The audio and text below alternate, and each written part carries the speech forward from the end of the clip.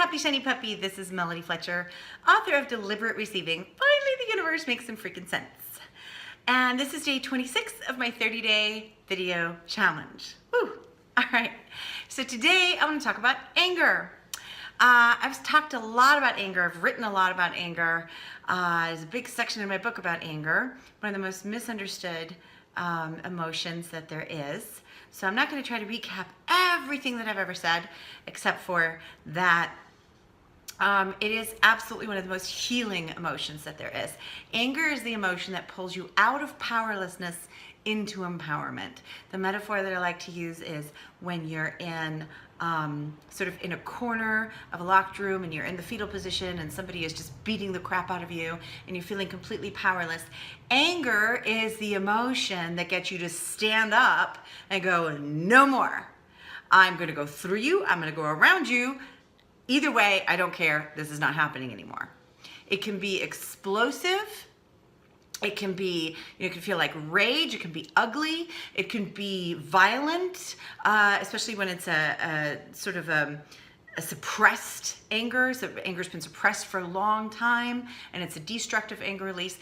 And I've talked a lot about how to let anger out in a constructive way.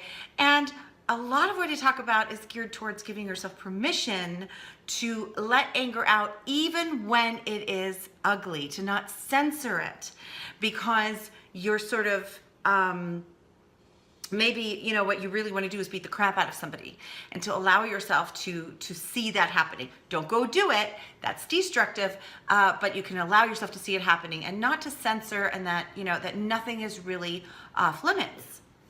But then I get questions from people saying, well, you know what? I'm at work or whatever, and I'm in a situation where I can't really get angry. It's not appropriate for me to get angry. And so I notice that I'm being triggered. I notice that the anger is rising up. I put a pin in it. I go home so that I can release it there, like you taught me, dear Melody, and then there's no anger. And so here's something that I want to say about that. Yeah. Now, first of all, no one ever said you have to force yourself to get angry. Yeah. So don't try to sit there and make yourself angry. Let anger come when it comes.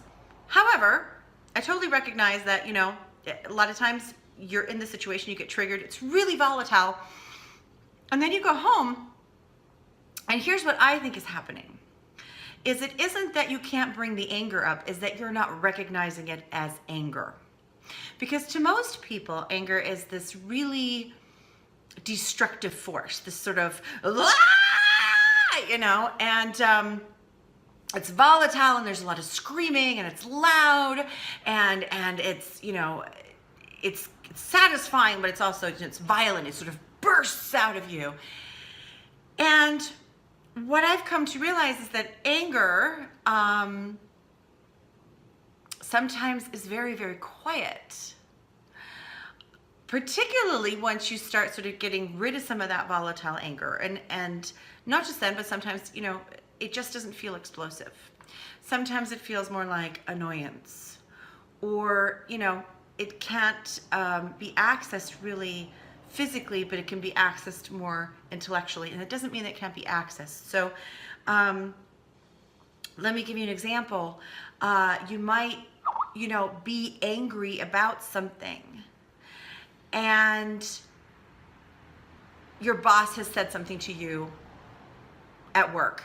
And in that moment, you really did want to punch him in the face, but you couldn't sit and sort of imagine that. There was no time, and you certainly couldn't express it. That would have been really destructive. So you put a pin in it, you say, okay, I'm going to go home, I'm going to deal with this. So you go home, and then when you're at home, you try to bring up that same intensity of anger, but you can't. But what you can do is maybe talk your way through it. What is it that I'm so angry about? Now, this doesn't feel like anger. What am I so angry about? What bothered me so much about that? And then you want to say, oh, I can't generate the anger. It doesn't have to feel big and explosive. Try it anyway. Try to feel your way through it.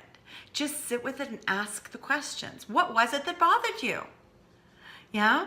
It's going to feel a lot more subtle, which isn't as satisfying, I will admit that, as Yeah, but it can still be very, very, very productive. I've had many, many anger releases in my life, and some of them I was punching a couch cushion for all it was worth and crying and screaming and beating the crap out of somebody in my mind, and actually had to physically let it out.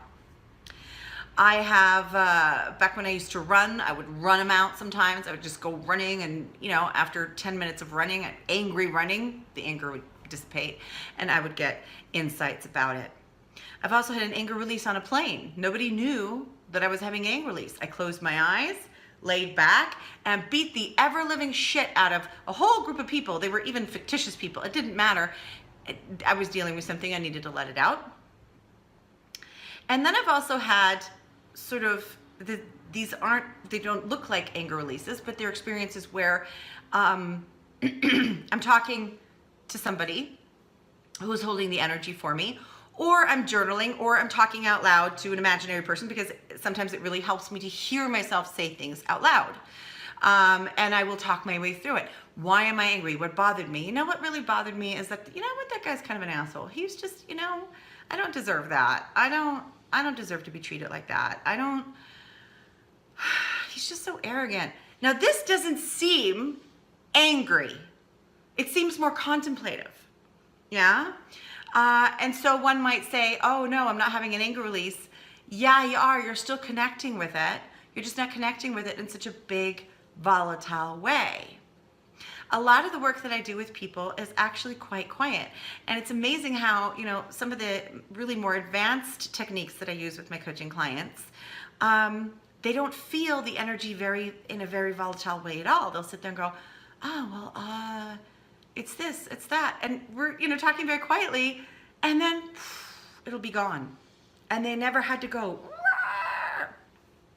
So it is an individual thing, but it isn't even an individual thing. It's an individual in the moment thing. Sometimes you're going to have a volatile anger release, and sometimes you're going to be sort of, why am I pissed off?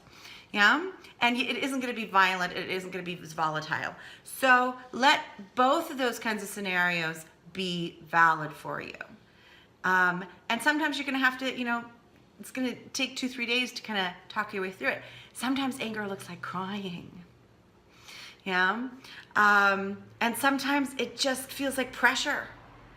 And so, don't get too hung up on the definition of it. Allow yourself to go with whatever comes up. Energy releasing doesn't have to be volatile, and it doesn't have to be, doesn't even really have to be uncomfortable past the discomfort that we feel at looking at something that maybe we haven't wanted to look at. Yeah. But when the release comes, you usually feel it. It's not always like oh my God, thank you. It's not always like that. It's, sometimes it's just, yeah. All right, my puppy, I will see you tomorrow. Until then, thank you for bringing your light to the world.